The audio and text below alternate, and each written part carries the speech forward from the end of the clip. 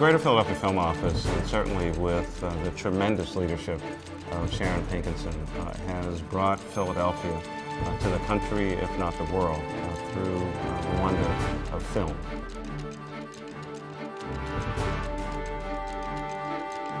She's taken it from, you know, the infancy to the roaring lion that it is now, you know. The Film Commission here does an amazing job of, of really just helping smooth the way for you, especially on bigger productions. And they're a great partner and a great asset to have in the city.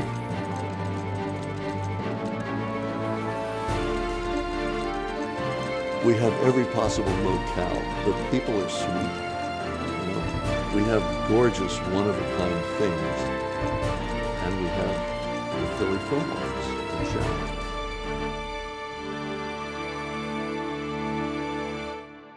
I always fell in love with the movies from the very beginning. I used to go to the Levittown Shopping Center movie theater for all Saturday afternoon to watch the cartoons and the movies. I used to like to stay to read all of the credits at the end. I was really interested in who all these people were and what were all these jobs they were doing. It was the fashion business that got me into the film business. I opened a boutique called Plage Tahiti, and I started designing my own collection. And somebody walked in my store one day and asked me if I would be their stylist. I eventually started working in television commercials, so I was freelance in the film business for 8 years. In this Sunday paper, there was a big article about how the then governor of Pennsylvania had just given a big grant to the Pittsburgh Film Office and was concerned that the Philadelphia Film Office hadn't had a director in a really long time. I asked Mr. Rendell for lunch, and he said yes, so I was very excited, and I brought him my proposal. She pushed the idea, and I thought it was a good idea. It was a question of could we afford it? We were closing down rec centers. We were closing down libraries. We were cutting the budget for virtually everything that the city did. I knew that it was one of the things that I definitely wanted to do, but the only question was when. And the next thing I knew, he was talking about how he was going to rejuvenate the film office. The opportunity was there for the city, and I also thought that the relentlessness that Sharon showed in approaching me would help her attract films and keep them here in Philadelphia. She manages to be gorgeous and be really good and really sly and fantastically capable. And yet, you know, you look at her, it is almost a cognitive dissonance. You know, here's this woman, and she plays to it. She plays with the hair and, you know, fabulous clothes and stuff. And she's just one of the best things that has ever happened to this town. Sharon is the epitome of work ethic. She is nonstop motion. She's pretty much nonstop talking. I don't know, in one sense it feels like Pinky was always there, you know, and in another sense I'm dead certain she wasn't there in the beginning because everything was so haphazard. I mean, on Rocky II, we were supposed to supply what we call a honey wagon, and what showed up was a tractor trailer with 6 porta potties chained to it, right? And of course, nobody in the crew would even go near this thing, right? It was Philly's idea of, gee, they're gonna need somewhere to go, you know?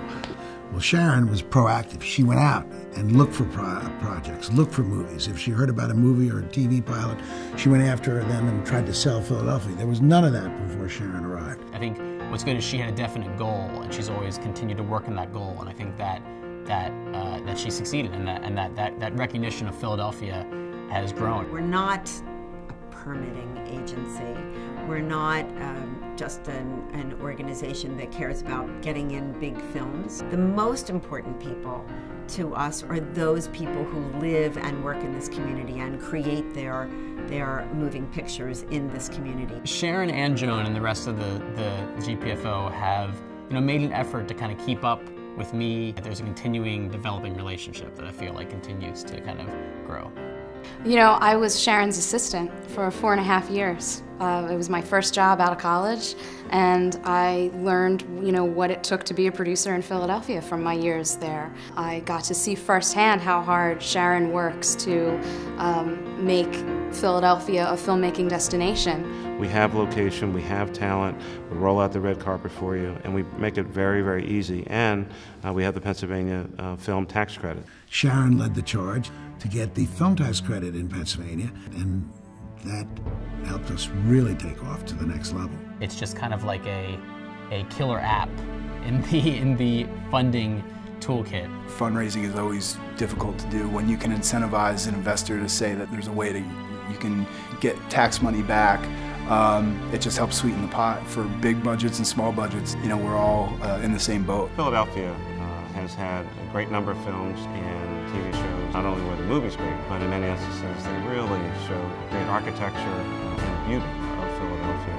But Sharon is at the heart and soul of what the Greater Philadelphia Film Office is all about. We really cherish the relationship that we have with Sharon and everyone there, and we feel empowered to continue to do what we do, in part because of the support that we get from them. I'm extraordinarily proud of what she's accomplished and what she's accomplished for Philadelphia. It's just beyond anybody's wildest expectations, probably even beyond Sharon's wildest expectations.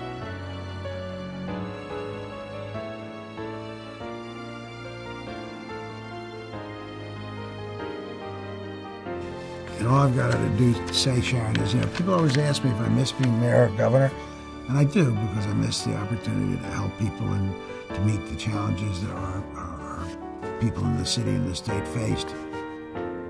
But I don't miss having to respond to your phone calls. I don't miss your nagging. I don't miss your relentless hawking. But I'm glad you're doing it to someone else. The one last thing that I really need Sharon to focus on, and I thought that it would be recognized in the film industry, given the incredible performance, a cameo nonetheless in Law Abiding Citizen, that, I mean, at some point along the way, you know, I need to get my SAG card.